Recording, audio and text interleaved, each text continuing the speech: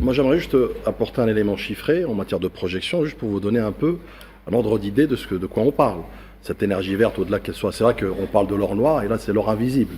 Parce qu'on a, c'est à base de process d'électrolyse. Et d'ailleurs, là, je reviens sur le projet pilote à Arze notamment, où on prévoit de produire plus de 60 MWh d'électrolyse, extensible à plus de 200.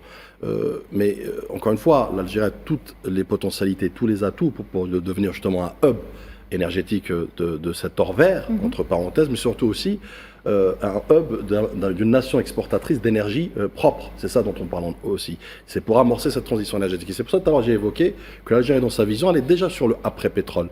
Elle est déjà dans cette responsabilisation dans l'hydrocarbure notamment, et y compris l'énergie verte.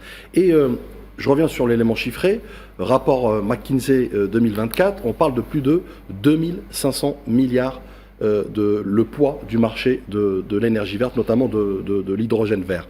Donc c'est pour dire qu'effectivement il y a une potentialité, une marge de progression, une marge de manœuvre phénoménale pour les producteurs notamment et les futurs producteurs comme l'Algérie de cette énergie. Dans l'Algérie, je reviens sur l'Afrique, peut capter plus de 5%, jusqu'à 5% notamment de ce marché, le marché européen et africain. Donc c'est pour dire qu'effectivement, il y a là un boulevard important, je dirais aux potentialités importantes et ultra stratégiques.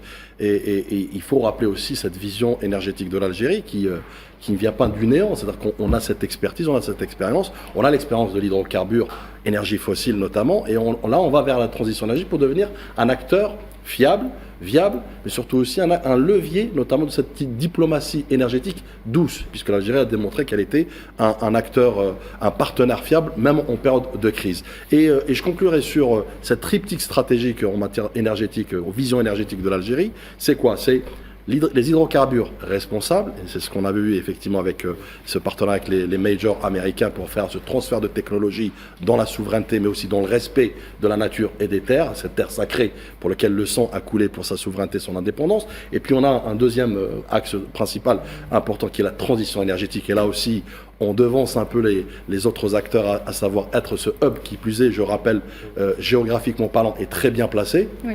Nonobstant effectivement la problématique du stockage, mais ça c'est résolvable en matière technique et on a largement cette technologie, on l'aura en tout cas à travers ces transferts de savoir-faire et de technologie. Et puis j'ai dit transition énergétique maîtrisée et puis dernièrement la diplomatie des ressources, puisque c'est ça aussi dont il est question. Quand on parle de diplomatie énergétique, on parle aussi de diplomatie des ressources. Aujourd'hui, quand vous avez des partenaires comme les Américains ou comme d'autres notamment dans cette approche énergétique sud-sud, vous avez aussi ce que disait tout à l'heure Mehdi, un phénomène de levier win-win, c'est-à-dire en fait chacun s'y retrouve, c'est des intérêts croisés.